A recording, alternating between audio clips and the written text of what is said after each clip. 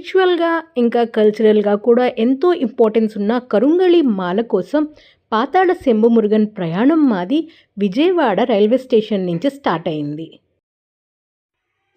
మధ్యాహ్నం 3:30కి విజయవాడ నుంచి చెన్నైకి వందే భారత్ ట్రైన్. విజయవాడ నుంచి పాతాళ శంభు మురుగన్ వెళ్ళడానికి డుండిగల్ వరకు ట్రైన్ ఉంటుంది. అక్కడి నుంచి ఒక 15 కిలోమీటర్సే పాతాళ శంభు మురుగన్ కాబట్టి ఆ ట్రైన్ క్యాచ్ చేయొచ్చు. బట్ ఆ ట్రైన్ ఫుల్ అయిపోవటం వల్ల చెన్నై వరకు వందే భారత్‌కి వెళ్ళి అక్కడి నుంచి వేరే ట్రాన్స్‌పోర్ట్‌లో డుండిగల్‌కి చేరుకోవాల్సి వచ్చింది. మే నెల, అందులోనూ రోహిణి కార్తె. భగభగమంటూ మండిపోవాల్సిన విజయవాడ ఎర్లీ మాన్సూన్స్ వల్ల వర్షాలు పడుతూ చాలా చల్లగా ఉంది. ఇటువంటి క్లైమేట్లో ట్రైన్ జర్నీ మంచి ఆహ్లాదాన్ని కలిగిస్తుంది. ఆఫ్టర్నూన్ 3:30కి ఎక్కిన ఈ ట్రైన్ నైట్ 10:00కి చెన్నై రీచ్ అవుతుంది. అక్కడి నుంచి 11:00కి బస్ రిజర్వేషన్ చేయించుకున్నాము. ఆ బస్ త్రూ డిండిగల్కి నెక్స్ట్ డే మార్నింగ్ 6:00కి రీచ్ అయిపోతాము. అప్పటి వరకు మబ్బులు పట్టి సన్నగా తుప్పరు పడుతుంది. ట్రైన్ స్టార్ట్ అయింది, వర్షం కూడా స్టార్ట్ అయింది. ఇక వందే భారత్లో ఫుడ్ విషయానికి వస్తే అది ఒక బ్యాడ్ ఎక్స్పీరియన్స్ అనే చెప్పాలి. కాస్ట్కి తగ్గ క్వాలిటీ కానీ టేస్ట్ కానీ అస్సలు లేదు. ఒక flavoured rice, 2 pulkas, 2 curries and lassi ఇచ్చారు. క్వాంటిటీ వైజ్ ఫుడ్ బాగానే ఇచ్చారు కానీ టేస్ట్ అయితే అస్సలు లేదు. 10కి చెన్నై రీచ్ అవ్వాల్సిన వందే భారత్ ట్రైన్ 10:20కి రీచ్ అయింది. రైల్వే స్టేషన్ నుంచి చెన్నైలోని కోయంబేడ్ వెళ్ళి బస్ క్యాచ్ చేయాల్సి ఉంది. బస్ 11:00కి స్టార్ట్ అయిపోతుంది. సో టైం పెద్దగా లేకపోవడంతో ఆటో క్యాచ్ చేసి కోయంబేడ్ బస్ స్టాప్కి చేరుకున్నాము. విజయవాడ నుంచి నెల్లూరు వరకు ఫాస్ట్గా తీసుకొచ్చిన వందే భారత్ ట్రైన్ నెల్లూరు తర్వాత చాలా స్లోగా రీచ్ అయింది చెన్నైకి. విజయవాడ నుంచి నెల్లూరు వరకు ఏదైతే ర్యాపో మెయింటైన్ చేశారో అదే విధంగా వచ్చేసి ఉంటే గనక మనం టైం కన్నా ముందే చెన్నై రీచ్ అయిపోయేవాళ్ళం. కోయంబేడ్లో నేషనల్ ట్రావెల్స్ వాళ్ళ బస్సు స్లీపర్ బుక్ చేసుకున్నాం. బస్ కంఫర్ట్ అయితే చాలా బాగుంది. ఆన్ టైం మనకి డెస్టినేషన్ కూడా చేర్చేసింది. ఎటువంటి డిలే లేకుండా మార్నింగ్ 6 కల్లా డుండిగల్కి రీచ్ అయిపోయాం. ఇప్పుడు అక్కడ హోటల్ రూమ్స్ వెతుక్కోవాలి. సెంటర్లో ఉన్న హోటల్ రూమ్స్ అంత నీట్గా అనిపించకపోవడంతో కాస్త లోపలికి వస్తే వేల్స్ పార్క్ అనే హోటల్ ఉంది. 1 డేకి 2600 ఛార్జ్ చేశారు. హోటల్ అంతా చక్కగా మెయింటైన్ చేసి ఉంచారు. రూమ్ కూడా చాలా నీట్గా ఉంది. వాష్రూమ్స్ కూడా హైజీన్గా ఉన్నాయి. 2600 టారిఫ్లోనే బ్రేక్ఫాస్ట్ కూడా ఇంక్లూడ్ చేశారు. ఇది బ్రేక్ఫాస్ట్ సర్వ్ అయ్యే ఏరియా చూసారా ఎంత బాగుందో. అందులోనూ సన్నగా తుప్పరు పడుతూ వర్షం పడుతుంది కదా, చాలా చాలా అందంగా అనిపించింది. ఇంక ఇక్కడంతా బుఫే సిస్టంలో అరేంజ్ చేశారనమాట. Idli, vada, dosa and pongal. Taste wise, quality wise breakfast అయితే చాలా చాలా బాగుంది. ఇక దీంట్లో వీళ్ళు సర్వ్ చేసిన సాంబార్ అయితే టాప్ నాచ్ అని చెప్పాలి.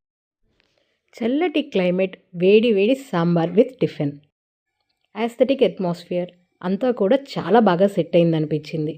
తర్వాత హోటల్ దగ్గర నుంచి ఒక ఆటో క్యాచ్ చేసి పాతాళ శంభు మురుగన్కి స్టార్ట్ అయిపోయాము. నియర్లీ 19 కిలోమీటర్ ఉండే ఈ జర్నీకి 30 మినిట్స్లో రీచ్ అయిపోతాము. డిండిగల్లో బైక్ రెంటల్ సర్వీసెస్ కూడా అవైలబుల్లో ఉన్నాయి. మీరు కావాలంటే బైక్ కూడా రెంట్ చేసుకోవచ్చు.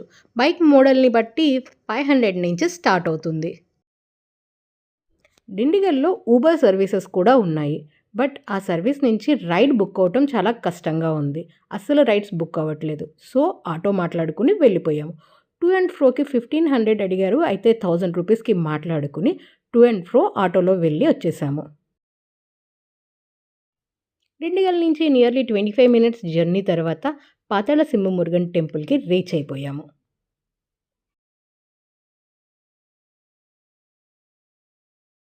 గుడి బయటే పూజా సామాగ్రి సేల్ చేస్తున్నారు. 60 రూపీస్కి ఒక సెట్ ఇచ్చారు. ఇవి కనకాంబరాల్లాగా అనిపిస్తున్నాయి కానీ కనకాంబరాలు కావు. తమిళ్లో ఏదో నేమ్ చెప్పారు కానీ అర్థం కాలేదు. ఈ సెట్కి 60 రూపీస్ అయితే ఛార్జ్ చేశారు. టెంపుల్లోకి ఎంటర్ అవగానే క్రౌడ్ ఈ విధంగా ఉంది. ఆ రోజు శుక్రవారం కావడంతో క్రౌడ్ ఇంకా తక్కువగానే ఉందని చెప్తున్నారు. కరుంగళి మాలని కొనుక్కునేవారు, దర్శనానికి వెళ్ళేవారు దర్శనానికి వెళ్ళొచ్చి ఇలాగా టెంపుల్ ప్రాంగణంలోనే కూర్చొని సేద తీరేవారు. ఇలా అందరితో కూడా ప్రాంగణం అంతా నిండిపోయి ఉంది. ఇది కరుంగళి మాల తీసుకోవడానికి స్టోర్. ఇక్కడ పూస ఎంఎంని బట్టి ప్రైస్ ఉంటుంది. ఆ పూస ఎంఎంని బట్టే మనకి లెంత్ కూడా పెరుగుతుందన్నమాట. కరుంగళి మాల ప్రైసెస్ కానీ ఇతరత్ర డీటెయిల్స్ అన్నీ కూడా తెలుగులో కూడా ప్రింట్ చేసి ఉంది ఇక్కడ. ఈ బోర్డులో కరుంగళి మాల ప్రైసెస్తో పాటు దివ్యాంగులు ఎవరన్నా టెంపుల్కి వచ్చిన వారికి కౌంటర్లో చెప్తే వారికి ఉచితంగా కరుంగళి మాలని ఇస్తామని రాసింది. ఇంకా ఈ బోర్డులో మాల ధరించినప్పుడు పాటించవలసిన నియమాల గురించి ఉంది. ఎటువంటి ఫుడ్నైనా కన్జ్యూమ్ చేయొచ్చు. సో కరుంగళి మాల ధరించడానికి ఎటువంటి ఆహార నియమాలు లేవు.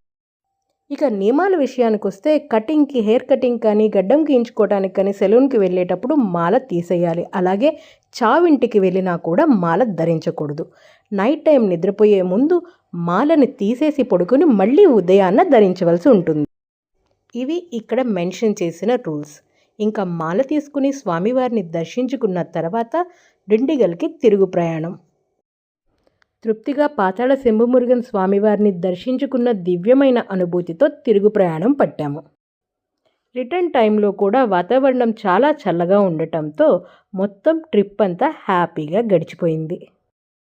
పాతాళ శంభుమురుగన్ దేవాలయంలో లభించే ఈ కరుంగళి మాల ప్రత్యేకత, ఈ టెంపుల్లో పర్చేస్ చేసిన కరుంగళి మాలకి ఉన్న సిగ్నిఫికెన్స్ తెలుసుకోవాలి అనంటే వివరాల కోసం కామెంట్ సెక్షన్లో కామెంట్ చేయండి. స్పిరిచువల్గా, కల్చరల్గా చాలా సిగ్నిఫికెన్స్ ఉన్న కరుంగళి మాల గురించి ఎటువంటి ఇన్ఫర్మేషన్ కావాలన్నా, ఎటువంటి డౌట్స్ ఉన్నా కామెంట్ సెక్షన్లో కామెంట్ చేసి అడగగలరు. మళ్ళీ కలుద్దాం ఇంకొక ఇన్ఫర్మేటివ్ వీడియోతో. అందరికీ నమస్కారం. జై హింద్.